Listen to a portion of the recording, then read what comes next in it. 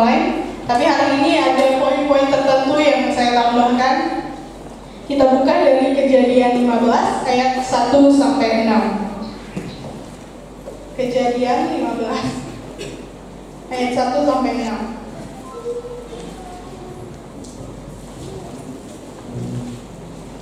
Oke, sudah ada di layar semuanya, boleh melihat. Saya akan bacakan ayat 1, saudara akan bacakan ayat 2 sampai ayat 6 berganti-gantian. Kemudian datanglah firman Tuhan kepada Abram dalam suatu penglihatan, "Janganlah takut Abram, akulah perisaimu, upahmu akan sangat besar."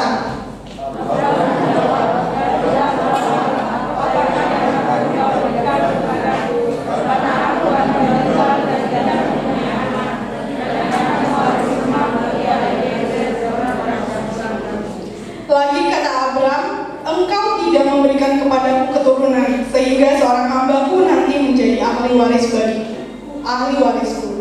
Tetapi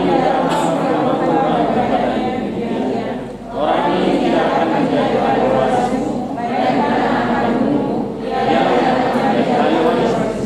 Lalu Tuhan membawa Abram keluar serta berfirman, "Coba lihat ke langit, hitunglah bintang-bintang, jika engkau dapat menghitungnya, maka firman-Nya kepadanya, demikianlah banyaknya nanti keturunanmu."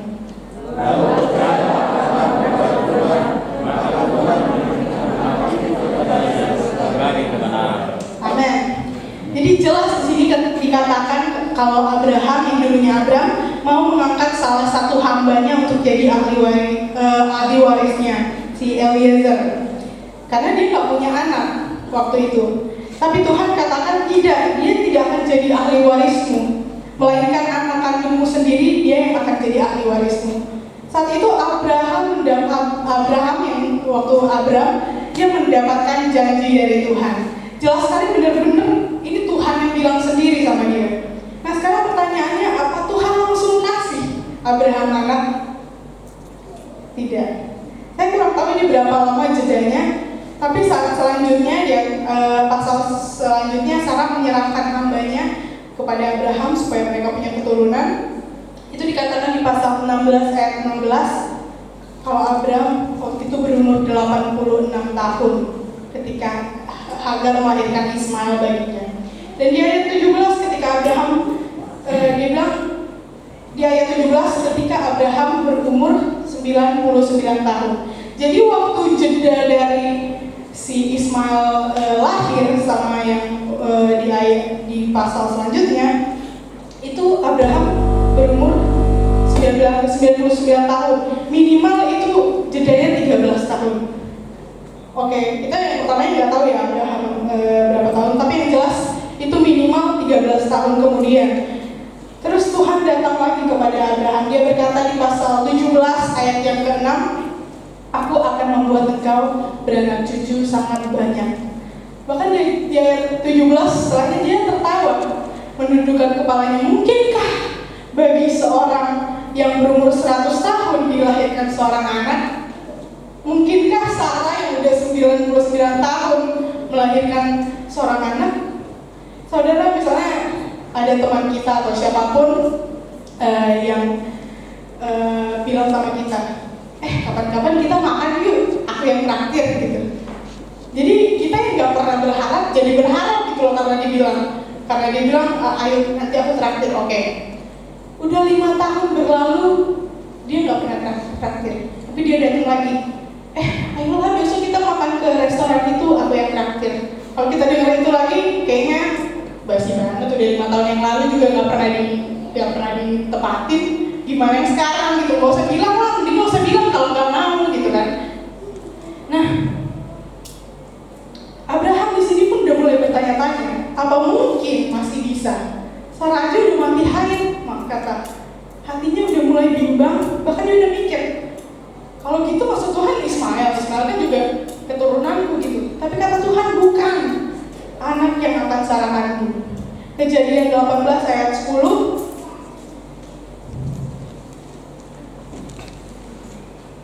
Kita baca bersama-sama sampai anak laki-laki. Oke, 1, 2 ya.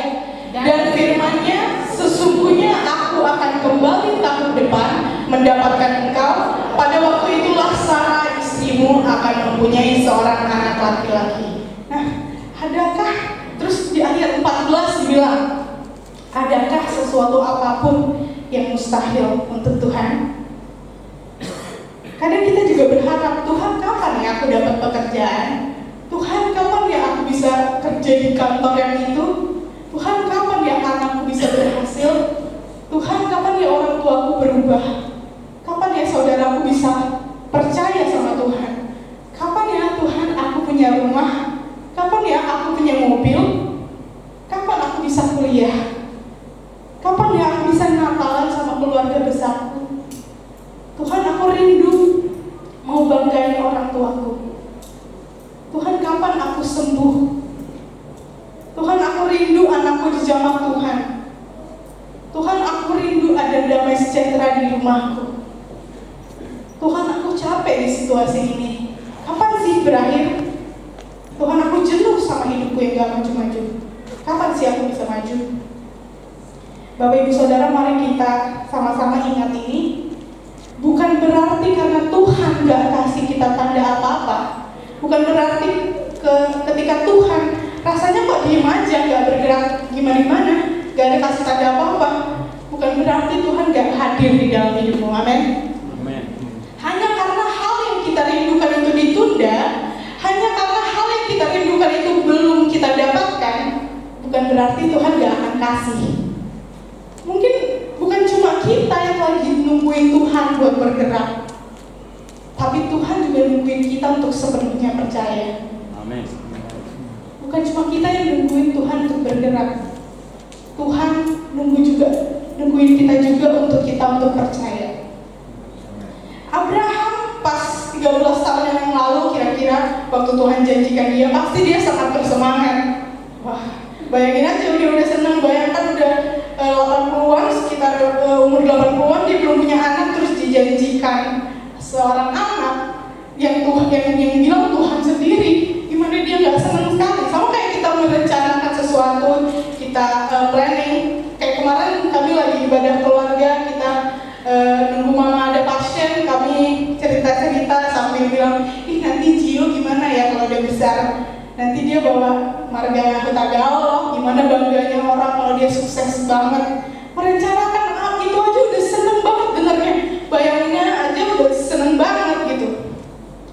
Kita juga kalau merencanakan hidup kita selanjutnya gini atau gitu, banyak hal yang kita udah planning kan, seneng banget rasanya, cuma bayanginnya aja seneng gitu kan. Tapi Abraham bayangin itu dari awal, tapi dia butuh belasan tahun menunggu janji Tuhan. Mungkin banyak pikiran-pikiran negatif ya di kepala dia yang membawa dia jatuh. Mungkin kadang kita juga gitu. Kita dengan bisikan katanya Tuhan sayang sama kamu. Kok kamu ditinggalin? Mungkin kita juga dengar katanya Tuhan sayang sama kamu. Kok gak dijawab-jawab doamu? Mungkin katanya Tuhan mau janjiin kamu anak, tapi kalau selama ini apa masih mungkin? Mungkin Abraham berpikir kayak gitu. Awalnya dia bersemangat, tapi karena dia menunggu hal itu, lama-lama dia udah capek. Dia udah pikir itu gak mungkin lagi. Mungkin banyak malam yang dihabiskan Abraham sama Sarah hanya untuk nangis. Mungkin banyak hari di mana rasanya mereka gak mau berharap lagi rasanya. Siapa sih yang gak merindukan anak?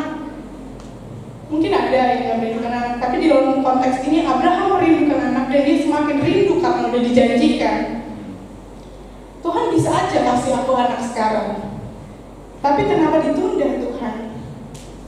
Kenapa yang lain bisa? Kenapa yang lain bisa tanpa harus usaha kayak aku? Mereka dapat. No, Tuhan gak bekerja dengan cara itu. Tuhan gak pernah pilih kasih, amin? Tuhan punya rencana masing-masing untuk hidup kita. Kain jatuh ke dalam dosa karena dia iri sama adiknya Habel yang diterima persembahannya sama Tuhan. Kemarin waktu PPJ, Pastor Pongki juga bilang pembunuhan pertama yang terjadi di dunia ini adalah pembunuhan adik yang dibunuh oleh kakaknya sendiri, yaitu Kain dan Habel. Habel dibunuh oleh Kain. Saya yakin kita semua tahu cerita ini. Miris sekali kalau dipikir-pikir. Kain membunuh Habel adiknya karena dia iri sama Habel. Saudara itu harusnya jadi tempat kita saling berbagi. Tapi satu kekesalan bisa jadi kebencian kalau kita pelihara. Bukan keadaan yang harus disalahkan. Misalnya gara-gara suatu keadaan kita bilang damai sejahtera kita hilang. Bukan. Damai sejahtera hanya bisa bertahan kalau kita sendiri gak buka celah untuk kebencian itu. Amin. Kita semua membuat kesalahan. Sebaik-baiknya kita, sebaik-baiknya Min Devi, sebaik-baiknya Pastor Nelson, semua kita punya kesalahan. Sebaik-baiknya hamba Tuhan di tempat ini, mereka bisa suatu waktu buat kesalahan. Jangan sampai kita dikalahkan sama yang namanya iri hati. Amin. Jangan sampai kita menyerah karena kita nggak diakui. Nah, poin yang pertama, bertahan dalam ucapan syukur. Ada waktu yang Tuhan sediakan khusus untuk kita dapat menerima apa yang kita rindukan. Ya, poin yang pertama boleh ditampilkan, bertahan dalam ucapan syukur. Oke? Ada saat yang terbaik, momen yang tepat di mana Tuhan akan mengangkatmu. Ada saat-saat kita berpikir, kok orang di sekitar kita udah pada maju, kok kita seperti berjalan di tempat doang. Tapi akan ada saatnya Tuhan akan mengangkatmu di depan orang lain. Amin. Dan saat Tuhan mengangkatmu, disitulah orang-orang berkata, luar biasa cara Tuhan membentuk hidupnya. Seperti minggu lalu yang udah disinggung oleh Pastor Ratna, cara Tuhan membentuk Jasa berbeda sama cara Tuhan membentuk Juko atau Ezra. Demikian juga cara Tuhan membentuk Miguel berbeda dengan cara Tuhan membentuk Mailing atau Joanna. Kalau kita pertimbangkan semuanya, Tuhan itu sangat adil. Kalau kita punya suatu masalah, bisa jadi orang yang kita percaya untuk ceritakan masalah ini gak merasa itu masalah yang berat.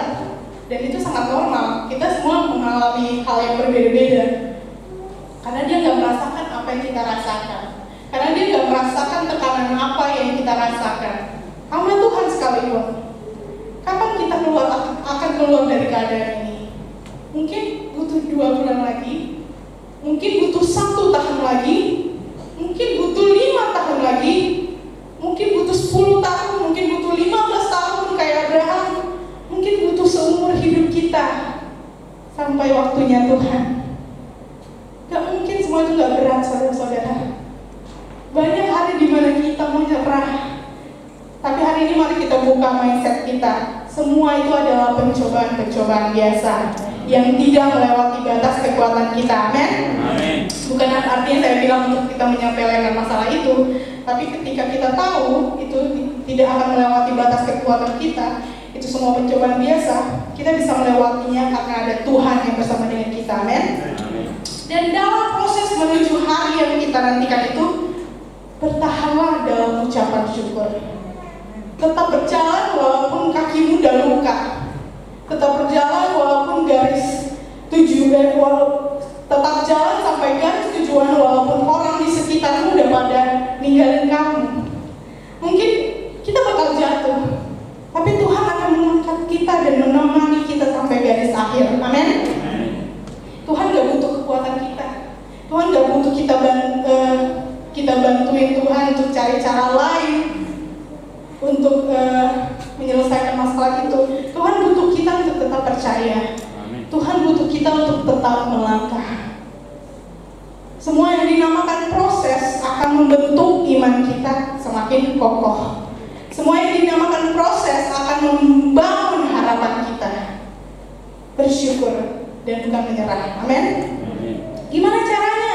Jangan fokus lihat apa yang ada di depan kita yang belum kita capai.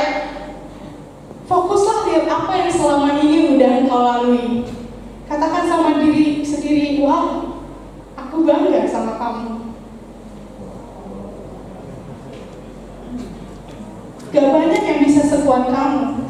Gak banyak yang bisa sampai ke titik ini. Banyak yang nyerah di tengah jalan, tapi kamu bisa. Banyak orang yang kecewa yang karena berharap sama orang lain, tapi kamu bertahan karena kamu berharap sama Tuhan. Jangan mengharapkan orang lain. Bahkan orang tuamu bisa mengecewakanmu, apalagi kakak pembinamu, apalagi pasanganmu. Tapi Tuhan, mungkin kita kadang berpikir, tapi Tuhan mengecewakan aku juga. Tuhan gak kasih apa yang aku rencanain. Kalau kita berpikir gitu, kita harus tanya malah sama diri kita sendiri. Yakin udah tahu jalannya Tuhan. Yeremia 29 ayat 11.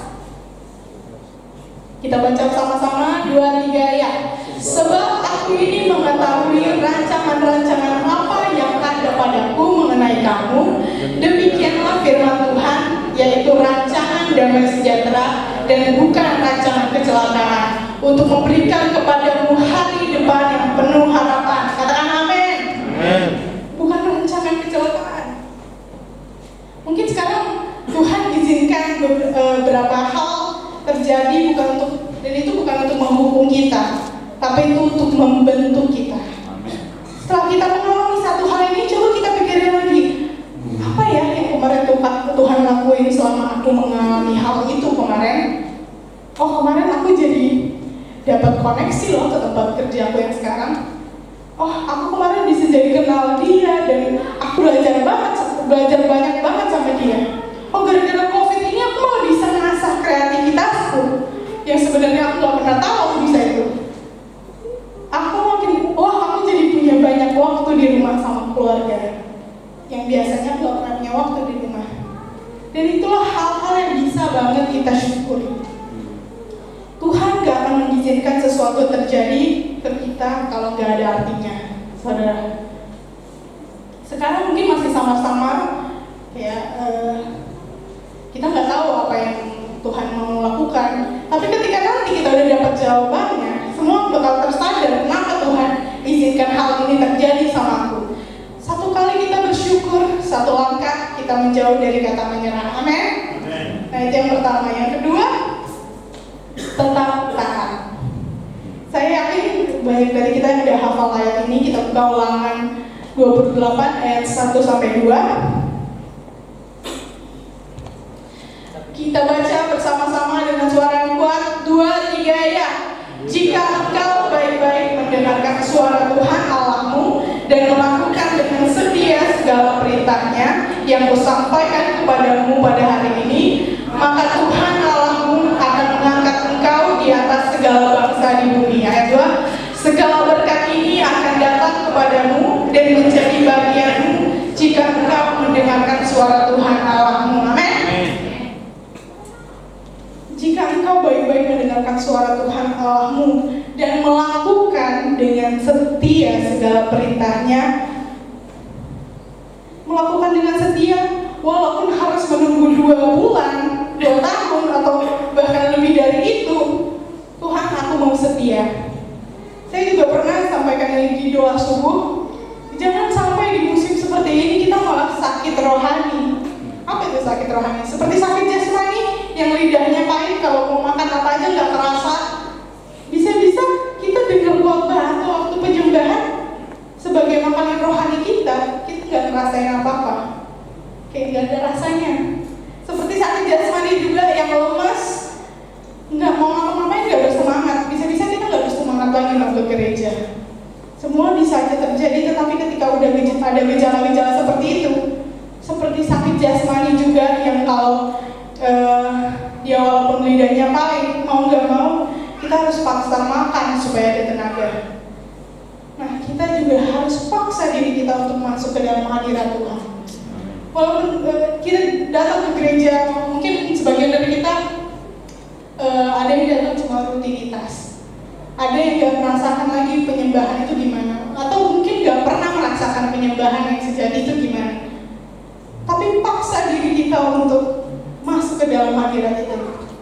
Gak ada yang bisa ngelakuin itu kecuali diri kita sendiri yang mau masuk. Taat adalah kata kerja yang paling gampang dilakukan kalau kita lagi sehat-sehat aja, kalau kita lagi baik-baik aja. Tapi taat juga bisa jadi hal yang paling sulit dilakukan kalau kita tidak dalam keadaan yang baik-baik saja. Waktu di Singapura saya memberi $10 aja susah gitu. Waktu terus mau kasih persembahan, karena tinggal selembar itu yang ada di dompet saya. Selembar satu itu aja yang ada di dompet saya, satu lembar $10. Sepanjang firman dibagikan, saya nangis karena firmannya waktu itu tentang Holy Spirit atau Roh Kudus. Dan kenapa ya pada saat itu juga Roh Kudus taruhkan di hati saya untuk kasih $10. Terus saya jadi pulang, gimana Tuhan? Tapi di saat itu saya sadar, Tuhan tuh kayak bilang sama saya, kamu loh yang selalu pengen tahu gimana kuasa supranatural itu. Kamu loh yang selalu mau tahu apa yang dirasain orang-orang kalau ngerasain hal supranatural. Sekarang kesempatannya, kenapa bingung? Nah biasanya persembahan, kalau di City Harvest, persembahan duluan baru khotbah. Tapi entah kenapa juga hari itu Pastor Bobby pindahin urutannya jadi setelah khotbah. Dalam hati, ya ampun tahu banget ya, persembahan duluan. Kalau persembahan duluan mungkin aku ngasih $5 doang, gak semuanya. Maksudnya mungkin saya pecahin duit dulu di luar, tapi kan saya tahu ini kesempatan yang baik, saya kasih semuanya. Bapak, aku kasih semua yang aku punya hari ini. Mau pulang pun ntar gimana ya udah nggak tahu gimana, yang penting aku taat. Kalau dipikir-pikir apa sih arti $10 itu buat gereja segede itu? Apa arti $10 untuk Tuhan? Oke, mungkin di sini itu kan 100.000, udah lumayan banget ya, kayak karena itu mata uang nilai nominal uang paling besar di Indonesia. Di sana nominal uang kertas yang paling besar tuh $1.000, 10 juta. $10 itu cuma bagian kecil gitu kan. $10, $10 10 juta dan saya cuma ngasih 100.000. Saya juga sadar waktu itu, Tuhan sadarkan saya, yang Tuhan mau sampaikan ke saya hari itu, nominal yang kamu kasih mungkin akan berpengaruh sedikit ke gereja itu, walaupun kecil banget, sedikit banget. Tapi yang aku mau bentuk itu kamu, yang harus ngerasain mujizat itu kamu. Jadi berapapun nominal itu, 10.000, 100.000, 1 juta, itu semua tergantung kita, gak tergantung gereja itu. Jadi hari itu saya ingat banget, memang agak drama sih, tapi ya udah kasih aja gitu, walaupun sambil menangis, kasih $10 itu. Ibadah selesai ya udah kayak oke, apa yang harus kulakukan Tuhan? Biasanya habis ibadah masih fellowship bareng komsel, masih makan bareng, udah di sana makanan aja $10 itu udah standar, belum lagi minumnya. Masa sampai rumah nggak mungkin. Jadi atau enggak, ya udah aku udah rencanain kalau misalnya aku nggak pulang aja, kadang kita nggak diizinin pulang, kita harus ikut pokoknya fellowship mau apapun alasannya. Pulang atau aku datang tapi nggak makan, bilang aja lagi diet gitu kan. Tapi sebelum saya memutuskan untuk pulang ataupun mengucapkan alasan-alasan itu, tiba-tiba teman saya kasih saya $20, 2 kali lipatnya. Wow, kalau jadinya saya tukar itu uang jadi uang pecah, mungkin saya kasih $2 atau $3 atau $5 yang biasa. Pulang kita masih pegang $5 lagi, tapi saya kasih semuanya. Saya pulang bawa $20. Haleluya. Taat.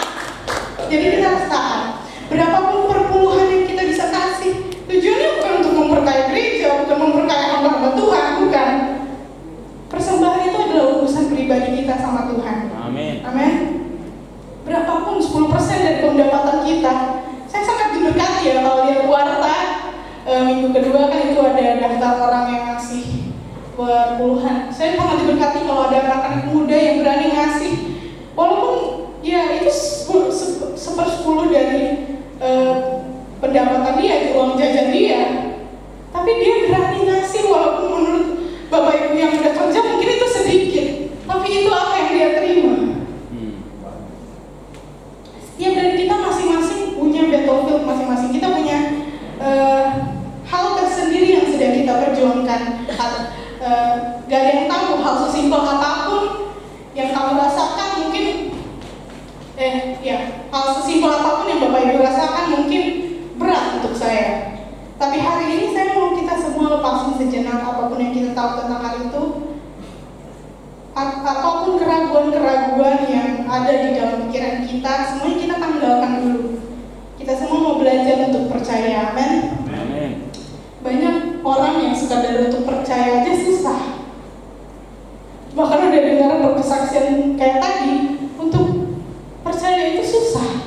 Kenapa? Kebayang-kebayang udah pernah dikecewain sama orang ataupun sama Tuhan.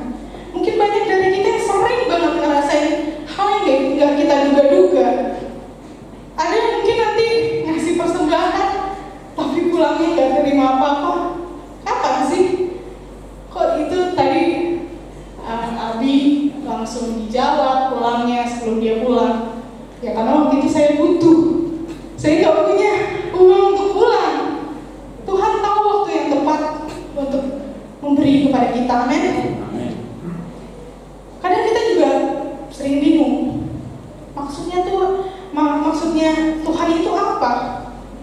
Apa sih yang Tuhan mau kerjain? Sebenarnya gak bisa kasih tahu langsung ya. Spoiler dikit supaya kita tahu mau lakuin apa gitu. Kok yang aku rencanain gak terjadi, malah jauh banget dari perkiraan. Bapak Ibu Saudara, Abraham disebut bapak orang percaya. Dia memilih untuk bertahan. Dia memilih untuk mengucap syukur. Dia memilih untuk taat dan setia sampai akhir. Tema kita hari ini sengaja saya baru kasih tahu di akhir, mencapai garis akhir. Itu tema kita hari ini. Ada video yang akan ditampilkan. Video ini mungkin banyak dari kita yang udah pernah lihat atau pernah juga ditampilkan di gereja ini. Tapi ketika saya melihat kembali video ini, saya terinspirasi kembali.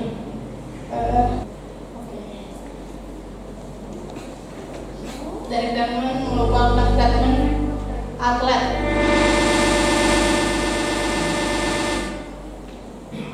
Oke, nggak apa-apa, nggak pakai suara juga nggak apa-apa.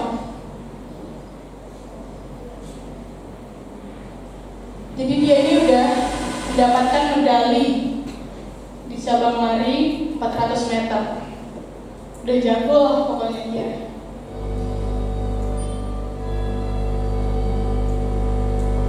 Awalnya pertandingan berjalan seperti biasa.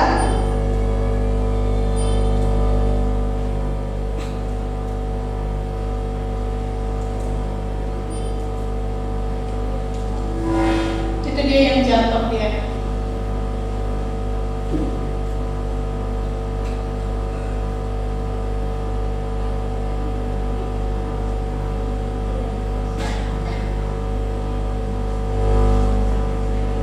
Ototnya robek. Dia bisa aja bilang dia nggak bisa lari lagi. Bisa aja dia stop saat itu, udah selesai pertandingannya, dia kalah. Tapi dengan tertatih-tatih dia berusaha lagi untuk lari sampai yang terakhir, sampai garis terakhir walaupun sakitnya sangat sakit. Banyak yang udah stop dia, cuman dia tetap berlari.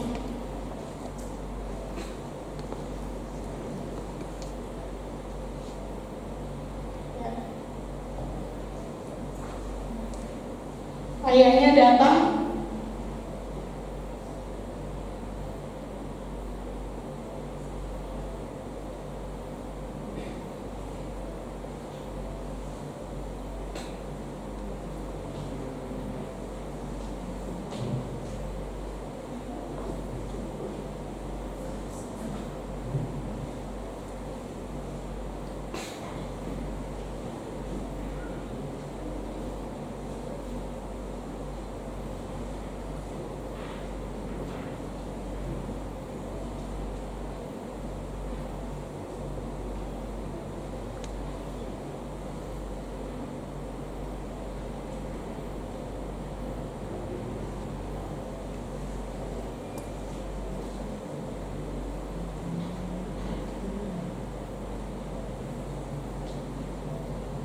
Oke, cukup.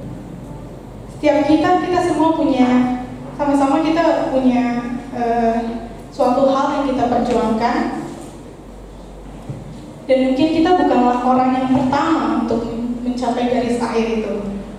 Mungkin orang-orang di sekitarmu perlahan-lahan udah pada di depan ninggalin kita. Rasanya kita tertinggal sendiri di belakang. Sesakit apapun itu, ingat Tuhan setia. Saat kita nggak setia pun Tuhan setia. Abraham sempat tertawa karena dijanjikan punya anak sampai udah 100 tahun. Tapi akhirnya dia memilih untuk percaya.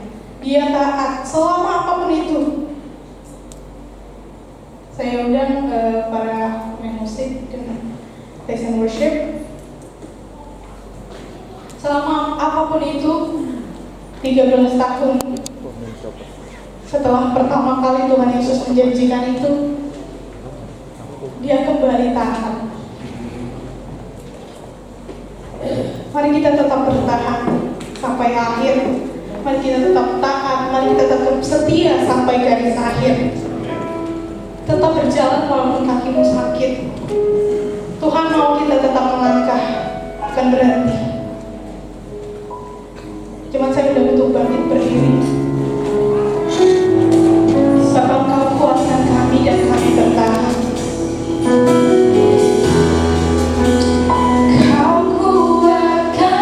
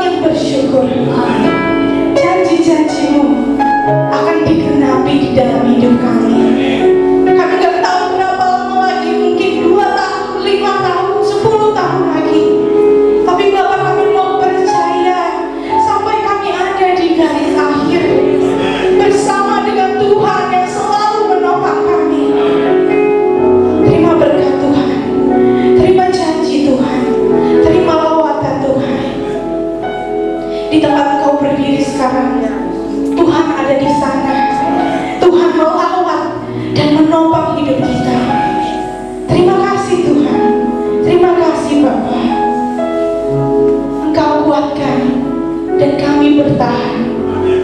Engkau Allah yang selalu beserta dengan kami. Engkau Allah Immanuel,